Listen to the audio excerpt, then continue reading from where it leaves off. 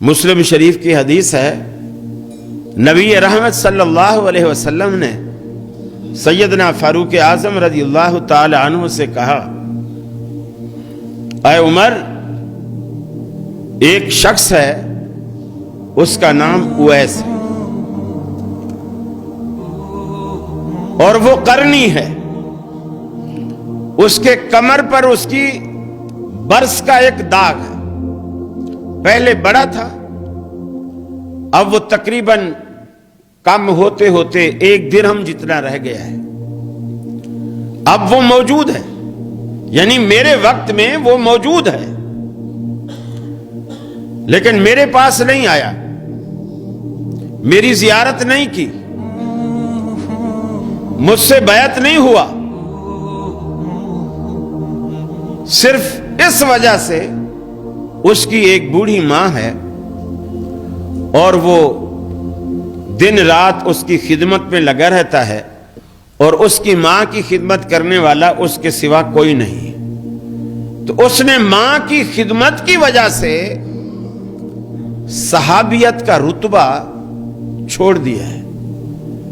اگر میرے پاس آتا، میری زیارت کرتا، چونکہ وہ صاحب ایمان ہے، مجھ سے ملاقات کرتا، صحابیت کا رتبہ پاتا، لیکن بوڑھی ماں کی وجہ سے اس نے صحابیت کا رتبہ چھوڑ دیا۔ عمر، لیکن اللہ نے صحابیت کے رتبے کو بھی کھونے کے باوجود اس ایک بوڑھی ماں کی خدمت کی وجہ سے اللہ نے اسے وہ کچھ دیا ہے کہ وہ اپنے منہ سے کچھ بھی نکال دے، عرش والا اسے فوراً پورا کر دیتا ہے۔ عمر کو بتایا کیوں؟ عمر، اگر تیری اس سے ملاقات ہو تو اپنے لیے دعا ضرور کروانا کہ اللہ اس کی دعا کو رد نہیں کرتا۔ حضرت عمر ڈھونڈتے رہے، رسول اللہ صلی اللہ علیہ وسلم دنیا سے چلے گئے، صدیق اکبر کی خلافت آئی، وہ بھی چلے گئے، حضرت عمر کی خلافت آئی۔ حضرت عمر کے دور میں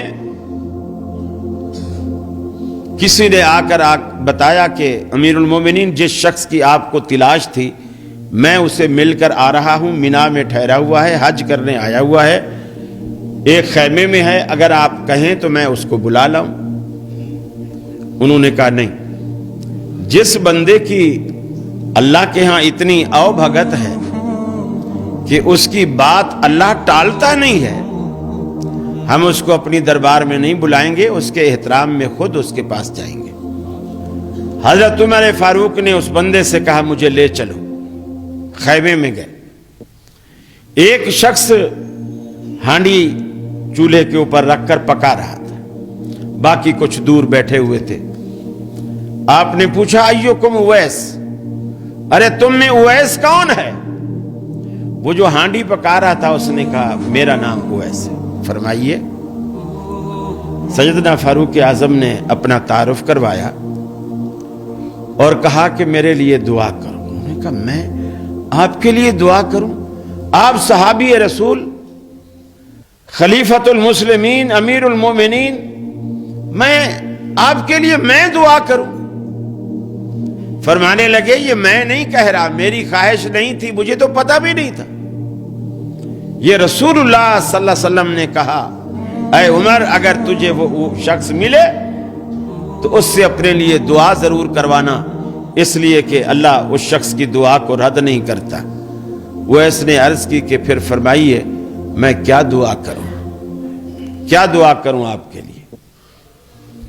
اسلام آباد والو، اگر ہم ہوتے نا، ہم کہتے کہ اس دفعہ میں نے 40,000 والے کئی بانڈ خریدے ہیں، تو بس یہ دعا کر دو کہ پہلا، دوسرا، تیسرا سارے انعام میرے ہی نکلے ہیں۔ لیکن آپ جانتے ہیں سیدنا فاروق اعظم نے کیا دعا کی؟ فرمایا کہ میرے لیے یہ دعا کرو کہ اللہ عمر کے گناہوں کو معاف کر دے۔ حالانکہ جس کے دامن میں کوئی جھول نہیں، کوئی داغ نہیں، یہ محض اللہ کے ڈر کی وجہ سے